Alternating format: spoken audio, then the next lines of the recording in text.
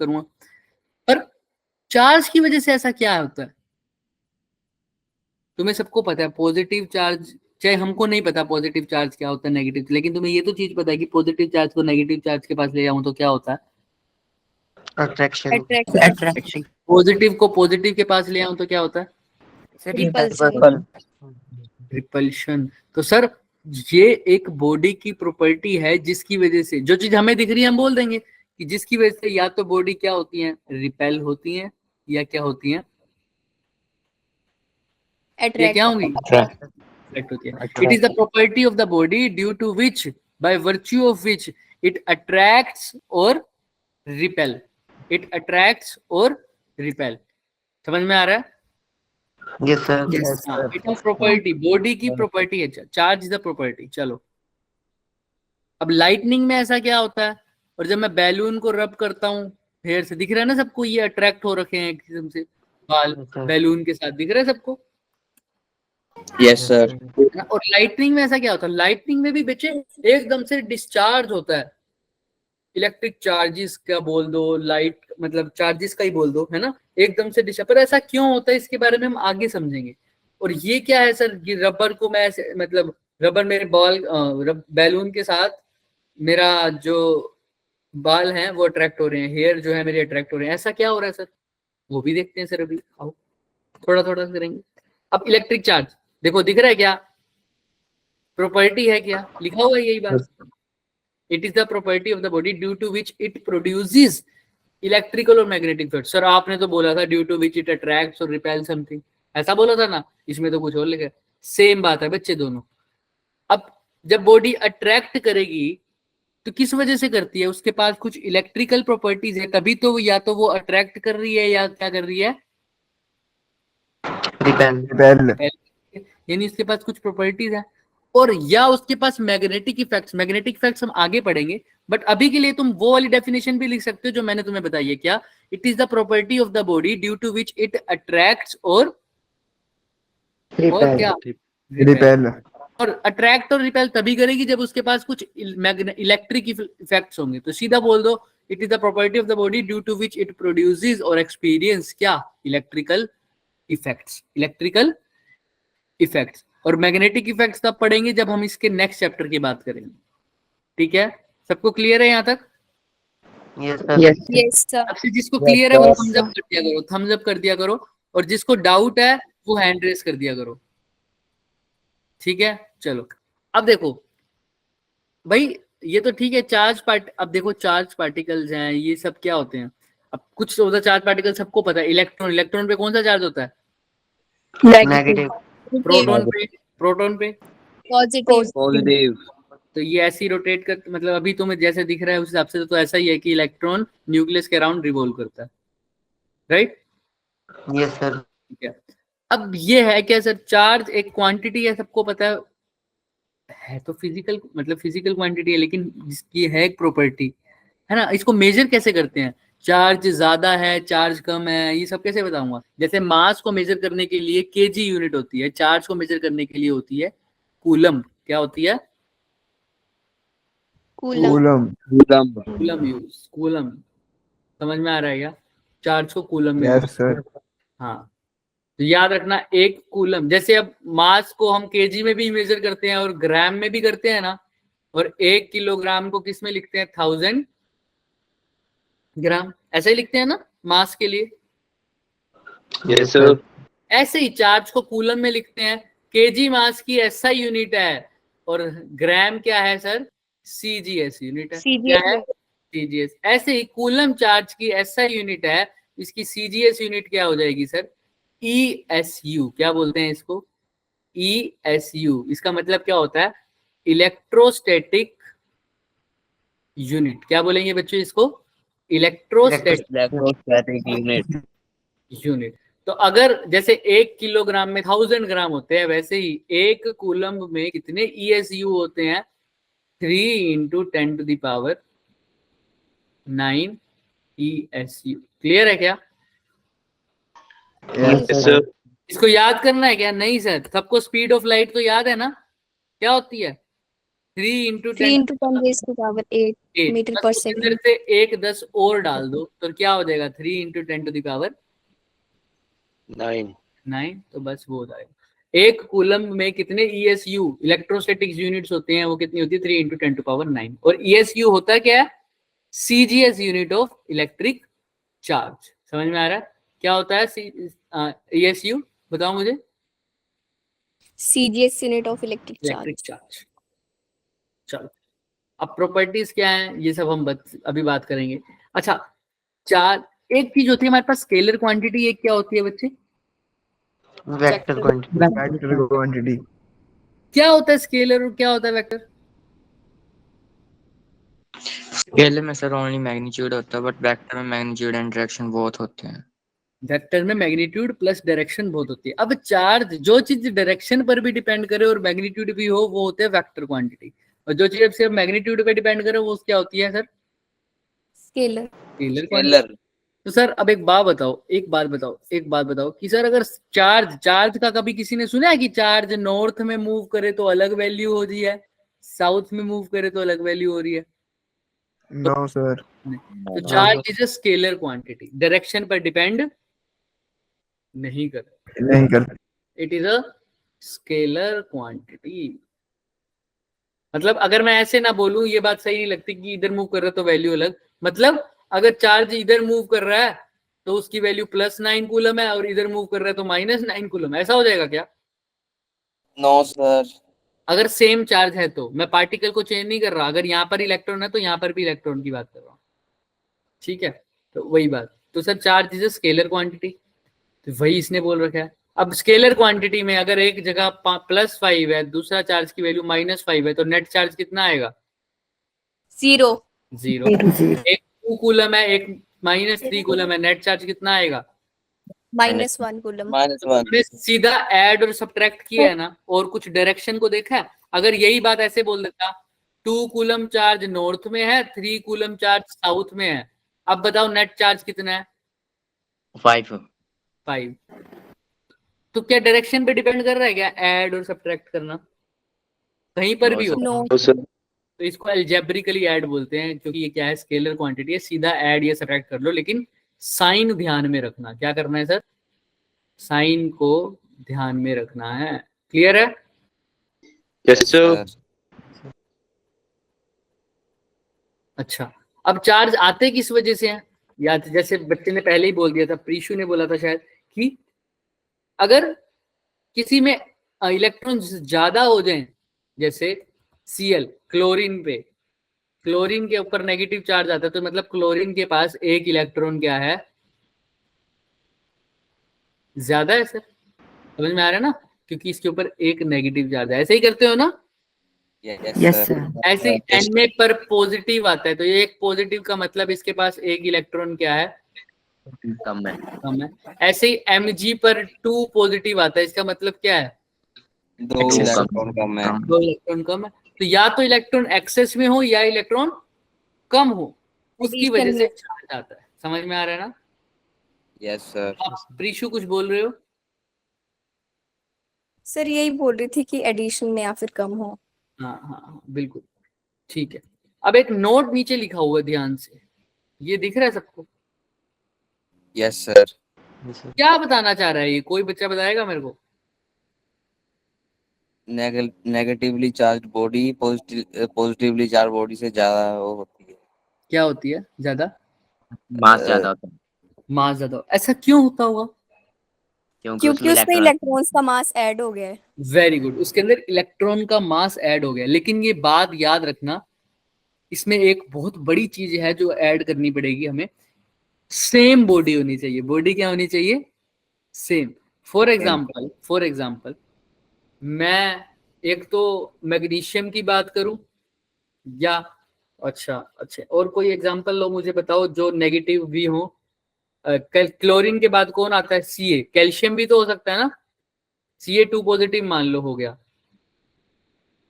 ठीक है। और एक मैं बात कर रहा हूं बच्चे Cl नेगेटिव की। अब इसमें कौन भारी कौन हल्का कैसे बता पाओगे? सर ये इक्वल के हो सकते हैं क्योंकि दोनों में इक्वल के हो नंबर ऑफ सकते हैं, इलेक्ट्रॉन सेम है। मास इक्वल का हो सकता है, पक्का नहीं पता वो भी, क्योंकि एटॉमिक मास अलग होता है। एटॉमिक मास कह रहा हूँ, मास नंबर सेम होगा या नहीं होगा वो डिपेंड करता है कितने न्यूट्रॉन है प्रोटॉन है। लेकिन मैं अब एग्जैक्टली नहीं बता पा रहा ना। लेकिन अगर मैं तुमसे ये पूछूं कि क्लोरीन एक एक ए एटम ही है, उसी के ऊपर एक पॉजिटिव चार्ज है, एक ए एटम ही है उसके ऊपर नेगेटिव चार्ज है, बताओ किसका मास ज्यादा होगा? ए ए नेगेटिव। नेगेटिव। सीधा बता दिया। क्यों बता दिया? क्योंकि ये दोनों एटम सेम है। लेकिन क्या ये सेम है क्या? No sir. नहीं। तो हो सकता है कि इस वाले का मास पहले से ही क्या हो, अगर सपोज करो ए का मास पहले ही बी से क्या है, बहुत क्या हो, बहुत ज्यादा हो, ज्यादा। और बी का मास ए से पहले से ही क्या हो, बहुत कम हो। इसके अंदर मैं 2 इलेक्ट्रॉन भी ऐड कर दूं, इसका मतलब बी के ऊपर 2 नेगेटिव हो, ए के ऊपर एक पॉजिटिव भी हो, तब भी मास तो किसका ही ज्यादा होगा? ए का या ए बी का? पॉजिटिव। ए का ही ज्यादा ए होगा, का। क्योंकि ए का पहले से ही मास बहुत था। तो इसके लिए, इस चीज का ट्रू होने के लिए क्या होना चाहिए? बॉडी दोनों में क्या होनी चाहिए? सेम। सेम होनी चाहिए। देखो लिख भी रखा है, अरे देखो लिख ही रखा है, क्या होनी चाहिए बॉडी? आइडेंटिकल। आइडेंटिकल का मतलब ही क्या होता है? सेम। सेम। समझ में आ रही है ना? बॉडी सेम होनी चाहिए। ऐसा नहीं कि तुम 2 डिफरेंट एटम्स को कंपेयर करके बोल दो क्योंकि इस पे नेगेटिव चार्ज है इसलिए इसका मास ज्यादा है। नहीं, हर बार पॉसिबल नहीं होगा। दोनों एटम सेम होने चाहिए, तब बोल सकते हो ये बात कि इसके ऊपर नेगेटिव चार्ज ज्यादा है इसलिए इसका मास भी क्या है, ज्यादा। क्लियर है सबको? Yes sir. हैंड रेस, हाँ, जिसको डाउट होता है वो हैंड रेस भी कर देना भाई। चले आगे सर। चलो, अब चार्ज सर। कंजर्व्ड है क्या चीज है सर? ये क्वांटाइजेशन क्या है, अब इसके बारे में बात करते हैं सर। अच्छा मेरे को बताओ, एनर्जी का सबको पता है? कंजर्वेशन ऑफ एनर्जी सबको पता यस होगा सर। क्या Yes. होती है? सबको Yes, पता sir. होगा energy can And all Neither Neither be Created created nor be destroyed. from one medium to another. It can change from one form to Another another form. form. है ना? ऐसे ही charge होता है। Charge can neither be created nor be destroyed but it can transfer from one body to one body. Another body. फिर फर्क क्या है ऐसा चार्ज में? ध्यान से सुनना एक बात, अभी पता लगेगा यहाँ पर। अब कंजर्वेशन ऑफ चार्ज में क्या बोल रहे हैं, लेकिन यहाँ पर हर एक चीज बहुत ज्यादा जरूरी है। पहली चीज क्या, पढ़ो क्या लिखा हुआ है? आइसोलेटेड। और क्या लिखा हुआ है? Total charge constant whatever change take place. अब फॉर एग्जांपल वो कह रहा है टोटल चार्ज हमेशा क्या रहेगा? क्या रहेगा हमेशा? Total charge, Constant. Total charge हमेशा कांस्टेंट रहेगा, लेकिन एक पर्टिकुलर सिस्टम का, एक Isolated पर्टिकुलर system के लिए। सिस्टम का। हाँ, यहाँ पर ये वर्ड बहुत जरूरी है, आइसोलेटेड सिस्टम। क्या फर्क हो जाएगा सर? अभी देखते हैं सर। यहाँ पर Na था, Na ने एक इलेक्ट्रॉन लूज किया तो Na पॉजिटिव बना क्या? Yes sir. क्लोरीन का एटॉमिक नंबर कितना होता है? 17. 17. क्लोरीन ने एक 17. इलेक्ट्रॉन गेन किया तो कितना बन गया? Cl 18. नेगेटिव। नेगेटिव। अच्छा, अगर मैं सिर्फ इसको ऐसा ही दिखाऊं सर, अगर ये सब कुछ एक ही बीकर में हो रहा था, सपोज करो Na ने एक इलेक्ट्रॉन लूज किया तो Na पॉजिटिव बन गया, Cl ने एक इलेक्ट्रॉन गेन किया तो Cl नेगेटिव बन गया। ठीक है, अगर मैं इसको ऐसा दिखाऊं, Na पे तो कितना चार्ज था पहले? इसका एटॉमिक नंबर क्या होता है? 11 ना? तो इस पे 11 थे यहाँ पर इलेक्ट्रॉन्स, यहाँ पर कितने रह गए?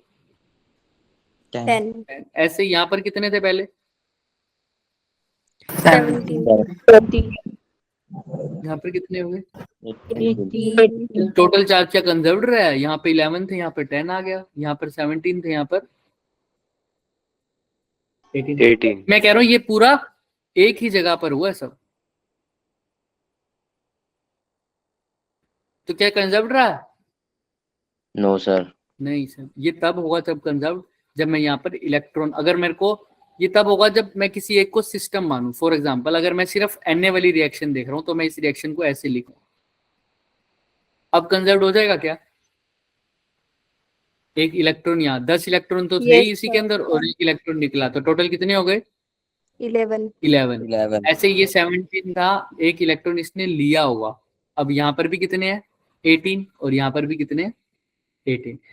क्लियर है क्या? और इसको मैं और अच्छे से बताऊं सर, ये रिएक्शन अगर एक ही बीकर में हो रही है, Na से क्या बना? Na पॉजिटिव और Cl से क्या बना? Cl negative. Na ने जो इलेक्ट्रॉन दिया वो किसने ले लिया? Chlorine ने. क्लोरीन ने। मतलब अगर अब ये मत बोलना कि सर ये रिएक्शन कैसे होगी, हम केमिस्ट्री में नहीं जा रहे, हम तुम्हें सिर्फ एग्जांपल दे रहे हैं कि चार्ज पहले था Na पर, मतलब Na के पास था ना वो इलेक्ट्रॉन, वो कहां चला गया? Cl के पास। तो Na के पास कमी हो गई और Cl के पास क्या हो गई? ज्यादा हो गई इलेक्ट्रॉन। यही हुआ ना? तो चार्ज ट्रांसफर हो गया कहां से कहां? NaCl के पास। NaCl में. क्या टोटल चेंज हुआ क्या अभी भी? देखो ध्यान से, पहले No, भी sir. देखते हैं, पहले रिएक्शन से पहले Na के पास कितने इलेक्ट्रॉन थे? 11 और क्लोरीन के पास से 17, तो कितने हो गए टोटल? 28 Yes, मान के sir. चले। अब देखो Na पॉजिटिव के पास कितने होते हैं? 10. 10, Cl नेगेटिव के पास 18, 18. अभी भी कितने हैं? 28 28. क्या चार्ज का लॉस हुआ? Total charge? No, total sir. Charge का नहीं। क्या चार्ज का गेन हुआ? टोटल चार्ज का? No sir No, sir. लेकिन चार्ज का ट्रांसफर हुआ ना, कहां से कहां? NaCl. Charge can neither be created nor be destroyed, but ये सिस्टम कैसा होना चाहिए? आइसोलेटेड। अब इसका मतलब समझो कैसे। अगर मान लो भाई, अब यहाँ पर तो चार्ज कंजर्व्ड है, लेकिन मैं मान लो इस सिस्टम में बाहर से एक इलेक्ट्रॉन और दे देता, तो शुरू में तो इलेक्ट्रॉन थे 28, अब एक इलेक्ट्रॉन और ऐड कर दिया तो कितने हो गए? 29 तो शुरू में 28 थे, अब 29। क्या चार्ज कंजर्व्ड रहा? no sir, क्यों? क्योंकि मैंने एक्सटर्नली कुछ डाल दिया। एक्सटर्नली का मतलब रह गया कि सिस्टम अब आइसोलेट नहीं रहा। आइसोलेट का मतलब क्या है? बाहर से कोई इंटरेक्शन नहीं होगी, बाहर से कोई इंटरेक्शन नहीं होगी। जो भी होगा सिस्टम के अंदर होगा। सिस्टम के अंदर मेरा एक Na है और एक दूसरा क्या है? सिर्फ Cl है। इनके साथ कुछ भी हो, चार्ज हमेशा कंजर्व्ड रहेगा। लेकिन जैसे ही मैं बाहर से कुछ या तो इलेक्ट्रॉन दे दूं या इलेक्ट्रॉन ले लूं, तो क्या चार्ज का कंजर्वेशन हो पाएगा? क्या बोलो, हो पाएगा? no sir, No, sir. External मेरा, अगर सिस्टम के अलावा कुछ और, मैं कुछ किसी और चीज से इंटरेक्शन हो रही है, सराउंडिंग्स बोलते हो ना, सिस्टम एंड सराउंडिंग, पढ़ा होगा सबने। yes sir, Yes, sir. इसके अलावा अगर मैं सराउंडिंग के साथ इंटरेक्ट कर रहा हूं तो मेरा कंजर्वेशन वाली बात ट्रू नहीं होगी, जब तक मैं उस सराउंडिंग को भी सिस्टम के अंदर काउंट नहीं कर लेता तब तक। ठीक है? तो आइसोलेट का मतलब सबने पढ़ा होगा। कोरोना के अंदर बात हुई थी ना, आइसोलेशन वार्ड में रख दिया इसको, Yes, sir. है ना, आइसोलेट कर दिया इसको। इसका मतलब क्या है? बाहर वो किसी से भी नहीं मिलेगा। Interact- बोलते हैं ना, किसी से इंटरेक्ट नहीं करेगा बाहर। पढ़ा रहे भाई, इसको अलग से रख दो, इस बंदे को, ये बाहर से, इसको आइसोलेशन वार्ड में ले जाओ। ऐसा ही यहाँ पर बाहर से इंटरेक्शन नहीं करने का मतलब ही क्या होता है? आइसोलेशन। क्लियर है? Yes, sir. चलो, अब चार्ज इज क्वांटाइज का मतलब क्या है सर? अच्छा, ये तो सबको पता ही होगा, चार लाइक चार्जेस रिपेलिंग चार्जेस दिख रहे हैं। yes sir, यस और अपोजिट चार्जेस क्या होते हैं sir? attract, Attract. Attract teacher. तो देख लो यहाँ पर भी। अब ध्यान से देखते हैं सर, चार्ज क्वांटाइज्ड का मतलब क्या चीज है सर? भाई चार्ज क्वांटाइज्ड का मतलब होता है, देखो, अगर मैं तुम्हारे को सबको 2-2 रुपए के सिक्के दूं, क्या दूं? 2-2 रुपए के सिक्के दूं और तुमसे बोलूं कुछ भी ले लो इसका, लेकिन एक चीज याद रखना, इन सिक्कों को या तो पूरी तरह खर्च करो या खर्च ही मत करो। या तो क्या करोगे सर? पूरी तरह खर्च करोगे या खर्च ही नहीं करोगे। और कितने कितने के सिक्के हैं तुम्हारे पास? 2 दो 2-2 के सर। 2 के कितने भी सिक्के ले लो, तो बताओ क्या तुम 3 रुपए की चीज ले पाओगे इससे? No sir No, sir. 5 रुपए की चीज ले पाओगे? No No, sir sir. 10 रुपए की चीज ले पाओगे? No, sir. यस, 10 की तो ले पाओगे। कितने सिक्के लेने पड़ेंगे उसके लिए? 5, 5. ऐसे ही अब तुम्हारे पास जो छोटी से छोटी यूनिट होगी जिसको तुम खर्च कर सकते हो वो कितना रुपए का कॉइन हो गया? 2 रुपए का। ऐसे ही। और अगर तुमने अब कितने भी पैसे काउंट करने हो वो किसके मल्टीपल में काउंट करोगे? 2 2 के रुपए। मल्टी मतलब अगर मान लो 30 रुपए है तुम्हारे पास तो तुम क्या लिखोगे इसको?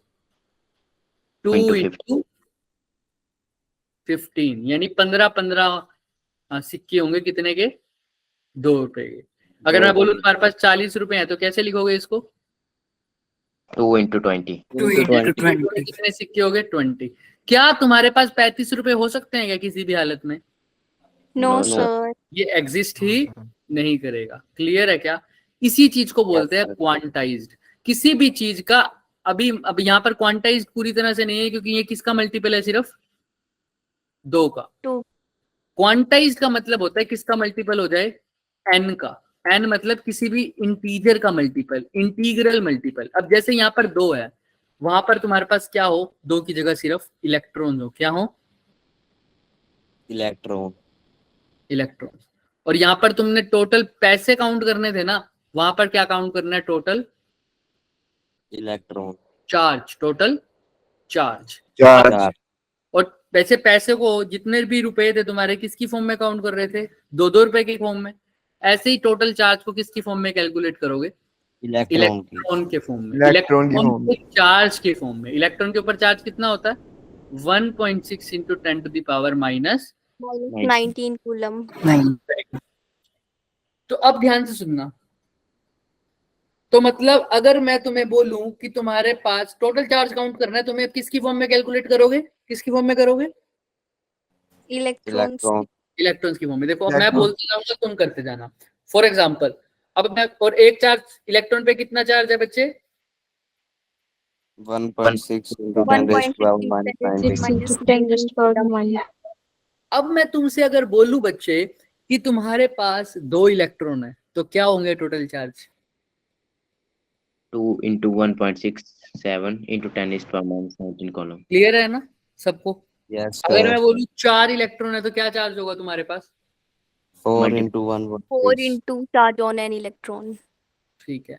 अगर मैं तुमसे ये बोलूं कि तुम्हारे पास एक बॉडी है उसके ऊपर चार्ज है बच्चों 6, ध्यान से सुनना, लिख लेना चाहिए इसको, 6.4 into 10 to the power minus 19। कितना? दोबारा बोलो कितना? 6.4 into 10 raised to power minus 9। तो तुम बता सकते हो क्या इसके ऊपर कितने इलेक्ट्रॉन होंगे? Yes, sir. कितने? सर चार्ज ऑफ इलेक्ट्रॉन से डिवाइड कर देंगे इसको. Very good. ये बिल्कुल वैसा ही आंसर हुआ जैसे मैं बोल रहा हूं। अगर तुम्हारे पास 20 रुपए हैं तो तुम मेरे को बता सकते हो कितने 2-2 रुपए के सिक्के होंगे? सर कितने होंगे बताओ? 10। 10। कैसे किया? 20 को 2 से डिवाइड कर दिया सर। ऐसे ही अगर मैंने पूछा नंबर ऑफ इलेक्ट्रॉन कितने होंगे अगर इतना चार्ज है तो एक इलेक्ट्रॉन के चार्ज से क्या कर दो? डिवाइड। तो कितना आ गया? 4। तो 4 इलेक्ट्रॉन होंगे। क्लियर है क्या? यस ऐसे ही मैं बोलूं, ध्यान से सुनना, अब तुम आंसर बताओगे मेरे को, सीधा आंसर। अगर एक बॉडी है उसके ऊपर चार्ज है 4.8 इंटू 10 टू पावर माइनस 19, कितने इलेक्ट्रॉन है इसके पास? 3. क्लियर है? Yes sir. 4.8 into 10 to power minus 8 मतलब 4.8 इंटू 10 टू पावर माइनस 19 यानी 16 तिया 48 होता है ना। यानी इसको डिवाइड करो 1.6 इंटू 10 माइनस 19 से, कितना आंसर आता है? 3 इलेक्ट्रॉन्स. और अगर मैं इसका उल्टा बोलता कि तुम्हारे पास 3 इलेक्ट्रॉन है तो कितना चार्ज होता? 4.8 into 10 raised to power minus 19 coulomb. Clear है क्या? Yes, sir. अगर तुम इसको ध्यान से देखोगे तुमने कुछ नहीं किया। ये टोटल चार्ज था क्या अभी जो मैंने दिया था 4.8 इंटू 10 टू पावर माइनस 19, ये क्या था सर? चार्ज। इसको क्या लिख दूं? क्यू से। और ये क्या है सर? ये 3 मतलब क्या है? 3 क्या आया था आंसर? 3 मतलब क्या? Number of electron. 3 क्या था सर? Number of electrons. इसको n से लिख दूं क्या? और ये क्या था? 1.6 into 10 to power minus 19, charge on electron. Charge एक ऑन वन इलेक्ट्रॉन के electron. Charge 1.6 into 10 to power minus 19, इसको ई से लिख दिया। तो इसको ध्यान से देखो, ये ऐसे नहीं बन रहा, Q को E से डिवाइड किया तो क्या बन गया 3, यानी नंबर ऑफ इलेक्ट्रॉन्स। तो Q इज इक्वल टू क्या आ जाएगा Ne। तो यही होता है क्वांटाइजेशन। मतलब अगर तुमने टोटल चार्ज निकालना है तो वो किसकी फॉर्म में आएगा हमेशा, इलेक्ट्रॉन के चार्ज की फॉर्म में। जैसे टोटल जो रुपीज थे, वो टोटल रुपीज जो थे वो किसकी फॉर्म में आते थे हमेशा, 2 के सिक्के की Two फॉर्म की। में। एन इंटू में 2 कर देते थे। अगर रुपीज थे 20 तो एन की वैल्यू आ जाती थी 10, 10 सिक्के होते। अगर रुपीज थे 40 तो एन की वैल्यू क्या आ जाती थी 20, यानी 20 सिक्के हो जाते थे। ऐसे ही अगर चार्ज की वैल्यू कुछ भी दे दो वो किसकी फॉर्म में आएगी, इलेक्ट्रॉन के चार्ज की फॉर्म में। क्लियर है? Yes, sir. Yes, sir. जिसको क्लियर है थम्स अप, जिसको क्लियर नहीं है बच्चे शर्माने की बात नहीं है, हैंड रेस कर देना। डन है क्या? हाँ चलो। तो इसका मतलब क्या है, अगर अब क्वांटाइजेशन का मतलब सुनो। क्वांटाइजेशन का मतलब है कि किसी भी बॉडी पर कोई भी चार्ज हो, the charge on the body is always integral multiple. Integral multiple मतलब वो जो एन लिखा हुआ है ना, Q is equal to n में, एन है integral multiple. Charge on the body is integral multiple. किसका इंटीग्रल मल्टीपल है बताना? Elementary charge. हाँ, एलिमेंट्री चार्ज। यानी क्या है वो, ई।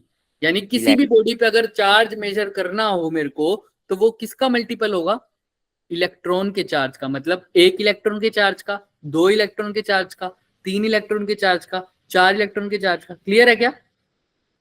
Yes, sir. किसी Yes, को कोई sir. भी डाउट? चले आगे।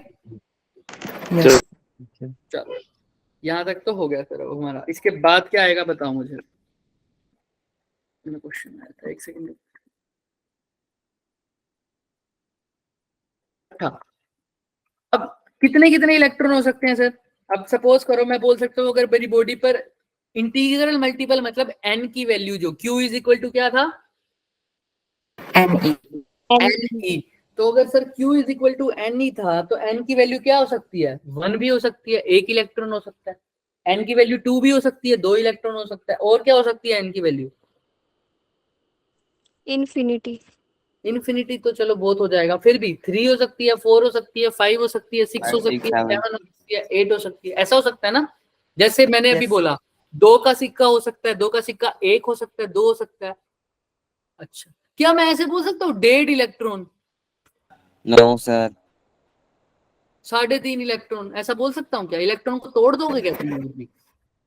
नहीं No, करोगे। sir. इसमें अभी सबको बोला है कि इलेक्ट्रॉन की फॉर्म में सब कुछ किसकी फॉर्म में काउंट होगा, इलेक्ट्रॉन की फॉर्म में। या तो 1 इलेक्ट्रॉन, जैसे यहाँ पर 2 का सिक्का पूरा खर्च करना था, वैसे इलेक्ट्रॉन भी कैसा खर्च करना है, पूरा खर्च करना है सर। या तो 1 इलेक्ट्रॉन पूरा खर्च करो, या 2 इलेक्ट्रॉन पूरा खर्च करो, या 3 इलेक्ट्रॉन पूरा खर्च करो, या क्या करोगे 4 पूरा खर्च करो, या 5 पूरा खर्च करो। मैं कभी भी ऐसा होगा क्या, जैसे यहाँ पर 3 रुपए की चीज ला सकते थे क्या तुम, No, sir. No, sir. 2 रुपए की? ऐसे यहाँ पर 1.5 इलेक्ट्रॉन, 2.5 इलेक्ट्रॉन, 3.5 इलेक्ट्रॉन, 4.5 इलेक्ट्रॉन ऐसे नहीं होंगे। क्या 5 इलेक्ट्रॉन हो सकते हैं? Yes, Yes, sir. sir. क्या 6.5 इलेक्ट्रॉन हो सकते हैं? No, sir. No. क्लियर है क्या सबको? तो Q is equal to n e. Done. इसीलिए नीचे लिखा हुआ है फॉर एग्जाम्पल एक object, an object can have a charge of +1, -1, +2, -2, but not क्या, 1.5 1. or -1.3. हाँ Minus 1.3 ऑफ इलेक्ट्रॉनिक चार्ज। मतलब ये तो वैल्यू हो सकती है, ये इसमें कोई मनाही नहीं है, लेकिन ये वैल्यू नहीं हो सकती 1.5 ऑफ ई। मतलब कितने इलेक्ट्रॉन हो गए, 1.5 इलेक्ट्रॉन। क्या पॉसिबल है क्या? No, No, sir. sir. Clear है यहाँ तक सबको क्वांटाइजेशन? अच्छा, यहाँ पर Yes. प्लस Yes, भी हो sir. सकता है, माइनस भी हो सकता है। प्लस का मतलब क्या है, बॉडी पर चार्ज चला गया है, बॉडी से चार्ज मतलब इलेक्ट्रॉन निकल गया है, इलेक्ट्रॉन की कमी हो रही है। और नेगेटिव का मतलब बॉडी में चार्ज क्या है, Add हो गया. आया. ऐड हो गया, ज्यादा हो गया। क्लियर है? अब मैं बोल रहा हूँ कि मेरी बॉडी पर चार्ज आ गया एकदम से 6.4 इंटू 10⁻⁻19, और वो भी प्लस का। तो पहले तो ये बताओ कि इलेक्ट्रॉन कम हुए होंगे या ज्यादा हुए होंगे? मेरी बॉडी पर चार्ज आ गया कितना, 6.4 इंटू 10⁻⁻19 कूलम का, वो भी प्लस में। तो बताओ इलेक्ट्रॉन कम हुए होंगे या ज्यादा हुए होंगे, पहले तो ये बताओ। ज्यादा ज्यादा कम कम कम। प्लस है ना, प्लस का मतलब कमी हुई है इलेक्ट्रॉन्स की, ठीक है सर। इलेक्ट्रॉन तो कम हुए हैं, तो पक्की बात है। और कितने इलेक्ट्रॉन निकले होंगे, यानी इलेक्ट्रॉन निकले हैं मेरी बॉडी से, तभी तो प्लस चार्ज आता है। और कितने इलेक्ट्रॉन निकले होंगे? 4 इलेक्ट्रॉन। क्लियर है ना ये बात सबको? अब कोई भी न्यूमेरिकल उठा लेना, क्वांटाइजेशन का सीधा कर दोगे बिना फॉर्मूला यूज करे, कर लेंगे। Yes sir. हमने इसके साथ एग्जांपल दे दिए न्यूमेरिकल की फॉर्म में, डन। अच्छा अगर मैं बोल दूं मेरी बॉडी में एकदम से चार्ज आ गया, वो भी ये नेगेटिव 8.0 इंटू 10⁻⁻19, अब क्या करोगे?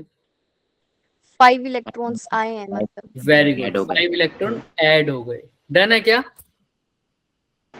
Yes sir. Yes sir. हाँ Yes, sir. बढ़िया। जहां तक होता है हमारा क्वांटाइजेशन खत्म। अब आता है सर चार्ज की प्रॉपर्टीज। चार्ज हमेशा मास के साथ एसोसिएट होता है, जैसे अभी तुमने बताया कि भाई अगर किसी बॉडी पर नेगेटिव चार्ज आ जाए तो उसका मास भी क्या हो जाता है, बढ़ जाता है ना। अभी बात हुई थी, देखो Yes. ना नोट में मैंने बताया था आइडेंटिकल बॉडी वाली बात। हाँ तो सर जहां जहां चार्ज का ट्रांसफर होगा वहां वहां कौन भी होगा साथ साथ? देखो हाँ। चार्ज ऑलवेज एसोसिएटेड विद क्या लिखा हुआ है?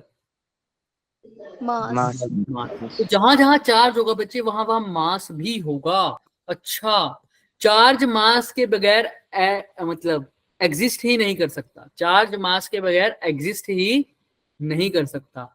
लेकिन लेकिन लेकिन लेकिन लेकिन लेकिन लेकिन लेकिन लेकिन मास चार्ज के बगैर एग्जिस्ट कर सकता है या नहीं कर सकता? सर कर सकता है अगर बॉडी न्यूट्रल होगी तो। सोच के बोलेंगे अभी, थोड़ा सोच के। बॉडी न्यूट्रल होगी तो क्या होगा बॉडी? अच्छा एक ये बात भी है, बॉडी न्यूट्रल होगी तो क्या बॉडी पे चार्ज नहीं होगा? होगा सर। सर मतलब पॉजिटिव चार्ज और नेगेटिव चार्ज इक्वल होंगे तो हाँ नेट न्यूट्रल का वो मतलब है न्यूट्रल चार्ज तो है लेकिन इक्वल है। क्लियर है? Yes, sir.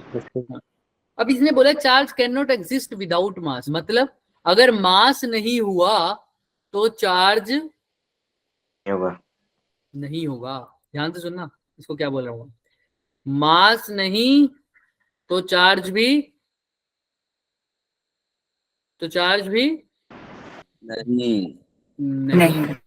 लेकिन अगर मास, ध्यान से सुनना, मास है तो चार्ज हो भी सकता है और नहीं भी हो। इसका एग्जाम्पल देखते हैं। फॉर एग्जाम्पल जैसे इसने बोल भी रखा है, देखो एक पार्टिकल होता है फोटोन, नाम सुना है सबने फोटोन के बारे में? Yes sir. फोटोन क्या होता है बच्चे? एक्चुअल में फोटोन एक ऐसा पार्टिकल होता है जिससे मतलब जो लाइट की बात करते हैं ना, कई बार लाइट की भी बात करते हैं, वो भी फोटोन से मिलकर बने होते हैं। अलग अलग फ्रीक्वेंसी के अलग अलग फोटोन्स होते हैं। तो ये फोटोन कैसा पार्टिकल होता है? अगर ये रेस्ट पर है तो इसका मास कितना है? जीरो। अंडा, इसका मास है 0, तो इसके पास चार्ज होना चाहिए क्या? उस अपनी लाइन पढ़ो ऊपर जो मैंने हिंदी में लिखी है। अगर इसका मास 0 है रेस्ट पर तो इसका चार्ज होगा? No no sir. तो सर इसका मास कभी भी फोटोन, इसीलिए तुम कभी भी नहीं बोलते फोटोन को कि इसका पॉजिटिव फोटोन है या नेगेटिव फोटोन। क्यों? क्योंकि उसके पास चार्ज नहीं होता। और वो क्यों नहीं होता? क्योंकि उसके पास क्या नहीं है? मास नहीं है। तो रेस्ट मास फोटोन का बच्चों क्या होता है? 0 होता है। इसलिए फोटोन का कोई चार्ज भी नहीं होता। क्लियर है क्या सबको? Yes, sir. और सर। चार्ज इज रिलेटिविस्टिकली इनमें, तो याद याद रख लेंगे ये, मास नहीं तो चार्ज भी नहीं। याद रखिए ना, मास नहीं है तो चार्ज भी नहीं है, और अगर मास है तो चार्ज में और में ना। वो बच सकता। चार्ज। बस ये 2 प्रॉपर्टी है, इसके बाद छुट्टी है तुम्हारी। चार्ज इज रिलेटिविस्टिकली इनवेरिएंट, इसका मतलब क्या है? अब कई बार ऐसा होता है, ध्यान सुनना, हमने एक रिलेटिविस्टिकली बात पढ़ी है। रिलेटिविस्टिकली का मतलब जब भी आ जाए इधर फिजिक्स में, उसका मतलब है comparable to speed of light. क्या बच्चे? Comparable to Speed of light.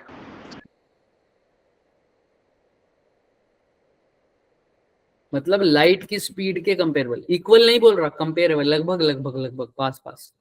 तो अगर ये पाया गया बच्चे कि अगर किसी चीज का मतलब चार्ज, मतलब ऐसा समझ लो किसी चीज की स्पीड बहुत ज्यादा हो जाए, बहुत ज्यादा, लाइट के लगभग लगभग बराबर तो नहीं बोल सकते, लाइट से थोड़ी सी कम हो, मतलब बोल सकता हूँ कि 1%, 0.5%, 0.5% of light, speed of light के कंपेरेबल, इतनी ज्यादा स्पीड हो जाए तो उसका मास भी क्या हो जाता है बच्चे, increase. Change, very good, increase, change हो जाता है।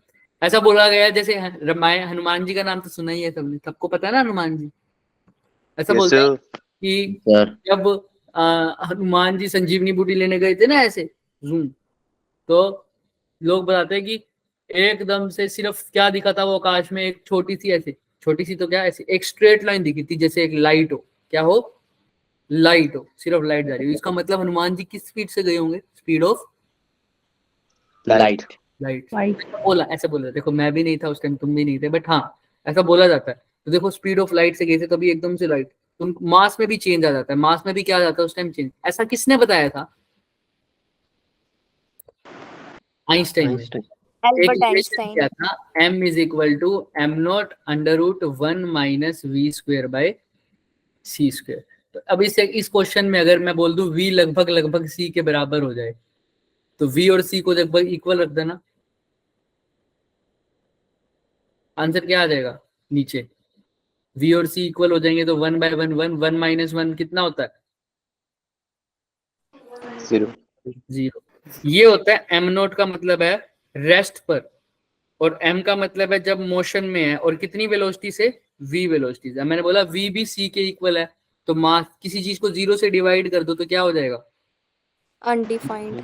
इनडिफाइंड, अनडिफाइंड नहीं सॉरी, इन्फिनिटी, क्या हो जाता है, इन्फिनिटी हो जाता है ना किसी चीज को 0 से डिवाइड कर देते हैं। इसका मतलब अगर किसी चीज को मैं बोल दूं स्पीड ऑफ लाइट से जा रही है, तो उसके पास बहुत मास क्या हो जाएगा, बहुत ज्यादा हो जाएगा। क्लियर है। तो मास तो चेंज, मेरा कुल मिला के, इसको लर्न नहीं करना तुमने, सिर्फ समझना था कि मेरा मतलब ये है कि अगर स्पीड बहुत बढ़ा दूं तो मास चेंज होता है या नहीं होता, यस सर। होगा या नहीं होगा। देखो भी इस इक्वेशन से ही पता लग रहा है। चल अगर स्पीड ऑफ लाइट बढ़ा दूं, स्पीड ऑफ लाइट कह रहा हूं, जिस बॉडी की अगर स्पीड बहुत बहुत बहुत ज्यादा, हमारे वाली नहीं कि सर मैं 75 किलोमीटर से बाइक चला रहा हूं, मेरा मास तो उतना ही है, ये नहीं, किसके कंपेरेबल होना चाहिए, स्पीड ऑफ लाइट। लाइट के कंपेरिजन। ऐसे मत कर देना कल सर मैं 100 किलोमीटर की स्पीड से चला, 100 किलोमीटर पर आवर से चला रहा था, मास देखा तो वही था, झूठ बोल रहे हो। ऐसे नहीं, स्पीड ऑफ लाइट के कंपेरेबल में अगर हो तो मास चेंज होता है, बिल्कुल होता है। और तो मास चेंज हो रहा है स्पीड ऑफ लाइट से, लेकिन चार्ज पर इसका कोई फर्क नहीं पड़ता, चार्ज नहीं पर पड़ता। इसका कोई फर्क नहीं पड़ता। तुम कितनी स्पीड से भगा लो, चार्ज क्या रहेगा बच्चे, उसकी वैल्यू क्या रहेगी, सेम। इसलिए जो चीज चेंज हो उसको बोलते हैं वेरिएंट, क्या बोलते हैं, Variant. और फॉर एग्जाम्पल कोरोना का एग्जांपल ले लो, बोले थे ना कोरोना का नया वेरिएंट आ गया, बोलते हैं ना नया वेरिएंट आ गया कोरोना का। इसका मतलब क्या है कि कोरोना आया तो है, कोरोना वायरस तो अभी भी वही है, लेकिन उसके अंदर कुछ नई प्रॉपर्टीज आ गई, अब पहले से क्या हो गया, वो Advance. एडवांस हो गया, यानी चेंज हो गया ना पहले से, तो उसको बोलते हैं वेरिएंट। और अगर चेंज ना हो तो क्या बोल देंगे, इनवेरिएंट। क्या बोल देंगे, इनवेरिएंट। इनवेरिएंट। तो इन मास चेंज हो रहा है स्पीड से, जब स्पीड बहुत ज्यादा बढ़ दो तो मास वेरिएंट है। क्लियर है, मास वेरिएंट होगा या इनवेरिएंट होगा, वेरिएंट। Variant. वेरिएंट होगा। तो अगर अगर क्या नाम है, वेरिएंट होगा, अगर क्या चार्ज वेरिएंट होगा, नो सर, चार्ज वेरिएंट होगा या इनवेरिएंट होगा, बच्चे बताओ Sir, इनवेरिएंट। क्यों, क्योंकि चार्ज स्पीड ऑफ लाइट से भी चार्ज इज अगर नॉट चला अफेक्टेड दो- बाय मास। हाँ, नहीं आंसर तो सही है इनवेरिएंट, लेकिन इनवेरिएंट का मतलब क्या, रिलेटिविस्टिकली इनवेरिएंट का मतलब क्या, अगर मैं स्पीड बहुत ज्यादा भी कर दूं उसकी तो चार्ज पे कोई फर्क, नहीं पड़ता. हाँ इसीलिए देखो ध्यान से पढ़ो इसको, charge on a body does not change what ever be it's, क्या लिखा हुआ है, Speed. वट एवर स्पीड, मतलब स्पीड बढ़ा दो चार्ज पे कोई फर्क नहीं पड़ेगा। लेकिन क्या मास पे फर्क पड़ता था क्या, यस मास सर। पे फर्क पड़ता था, हाँ देखो लिखा भी हुआ है, mass of the body depends upon its speed and it increases with increase in speed. हमने देखा ना, जब स्पीड बहुत बढ़ा दूं तो मास इनफाइनाइट हो जाता है। बढ़ रहा है घट रहा है, इसका मतलब बढ़ रहा है। बढ़ रहा है। तो अगर स्पीड बहुत तेज तेज तेज तेज कर दूं तो मास बहुत ज्यादा बढ़ जाता है। क्लियर है? यस लेकिन चार्ज नहीं फर्क पड़ता, तो charge is invariant. Charge is invariant. Relativistically का मतलब जब स्पीड ऑफ लाइट के कंपैरिजन में हो कोई चीज। अच्छा, अब लास्ट बात है, वो हम अभी नहीं करेंगे, लेकिन उसके बारे में थोड़ा समझ लेंगे, वो नेक्स्ट चैप्टर में आएगा हमारे पास। भाई अगर चार्ज रेस्ट पर है ना, उसके पास एक फील्ड होता है। क्या होता है बच्चे? फील्ड होता है, उसको बोलते हैं इलेक्ट्रिक फील्ड। क्या बोलते हैं? Electric field. लेकिन जब चार्ज मोशन में हो जाता है ना, जब चार्ज किस में आ जाता है? मोशन में हो जाता है, तो चार्ज के पास इलेक्ट्रिक फील्ड तो रहता ही रहता है, साथ में कौन सा फील्ड आ जाता है? देखो तीन केस हो, जैसे तुमने अभी मोशन, तुमने मैकेनिक्स पढ़ी होगी सबने। सबसे पहले तो बॉडी कैसी होती है हमारी? रेस्ट। उसके बाद मोशन करती है ना। मोशन के भी दो टाइप होते थे, एक जब बॉडी की स्पीड कैसी हो,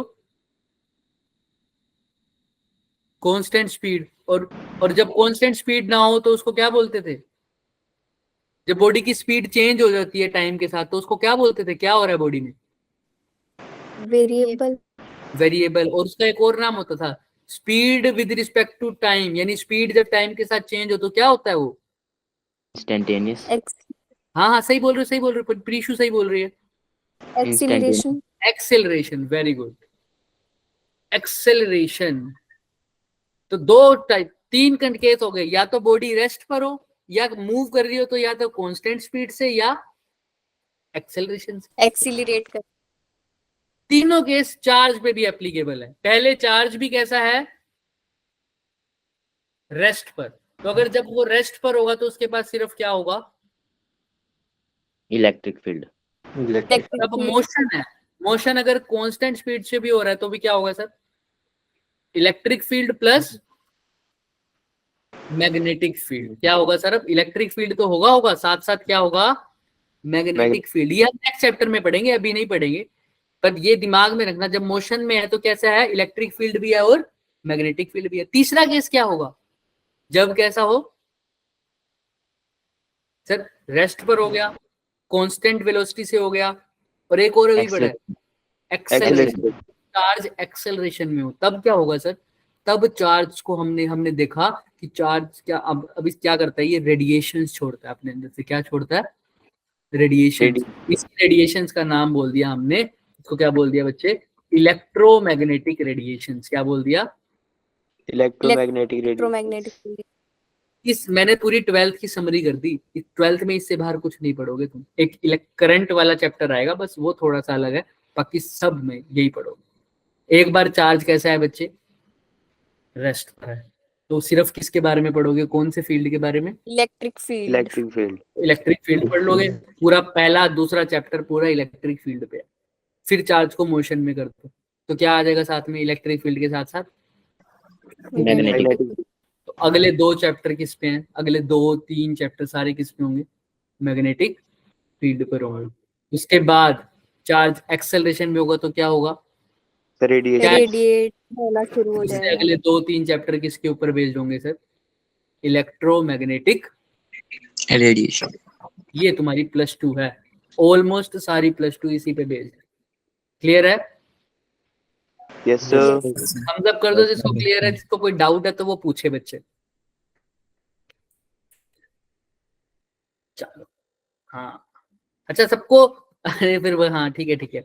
मैं ये बोल रहा था, सब जो बच्चे नए आए हैं, जो पुराने आए होंगे, उनमें से कुछ तो मेरे को जानते भी होंगे, है ना? 1-2 जना तो जानता होगा, 1-2 बच्चा तो कोई है। मैंने इंट्रो तो दिया ही नहीं आज तुम्हें, है ना? हाँ एक बच्चे तो है, और कोई नहीं पढ़ा वो मेरे से 11th में। तो दो बच्चे। और वैसे हमने इंट्रो दे दिया था, क्लास मीट में आए थे ना तुम, ओरिएंटेशन वाली। Yes sir. हाँ उसमें इंट्रो तो हो गया था, है ना? इंट्रो दिया था ना मैंने उसमें अपना। यस। हाँ तो आप लोग तो सब हिमाचल से है, मैंने बात भी करी थी आप लोगों से, बहुत लोगों से। किसी को बच्चे कोई भी डाउट है, आपके पास नंबर तो है ही मेरा व्हाट्सएप पे, वैसे जिसके पास नहीं है वो लिख लो, ये नंबर है। देख लेना। नाम मेरा बच्चे कपिश, ठीक है। Yes, sir. हाँ, किसी को कोई भी डाउट हो आप पर्सनली मैसेज कर सकते हो, जैसे हमने मीटिंग में भी बोला था, आपको कोई इशू नहीं आएगा, आप पर्सनली सीधा टेक्स्ट मैसेज करो, हमारे पास पहुंच जाएगा। किसी को कोई भी डाउट हो तो, ठीक है, किसी भी चीज से रिलेटेड। तुम्हारा सिलेबस अब थोड़ा सा आगे बढ़ गया, हम थोड़ा सा कोशिश करेंगे कि जल्दी जल्दी करेंगे ये वाला चैप्टर, ये वाला पार्ट थोड़ा सा। लेकिन कोई भी ऐसा बच्चा हो जिसको समझ ना आए वो हैंड रेस कर देना। आज सबको क्लियर हो गया ना जो भी बात करी है हमने? Yes, Yes, sir. sir. पक्का? हाँ, तो आज Yes, जो हमने पढ़ लिया, क्वांटाइजेशन पढ़ा है, चार्ज की प्रॉपर्टीज पढ़ी है, चार्ज होता क्या है, ये सब, ठीक है, यहाँ तक कर देना। कल हम नेक्स्ट क्लास में हम बात करेंगे sir method of charge transfer की। चार्ज का ट्रांसफर कैसे होता है, एक बॉडी से दूसरी बॉडी में तो आपने देख लिया ट्रांसफर होता है, तो इसके भी डिफरेंट डिफरेंट मेथड्स होते हैं। ये 6 के 6 मेथड्स है ना, इसमें से हम 3 ज्यादा अच्छे से करेंगे, बाकी सब तो आसान ही है। ऐसे तो 6 के 6 आसान है, तीनों को हम कम पढ़ेंगे, ऊपर वाले 3 को ज्यादा पढ़ेंगे, बस। क्लियर है? Yes, sir. हाँ, Yes, sir. तो जिसको डाउट है वो रुक सकता है, जिसको जाना है बच्चे वो जा सकता है।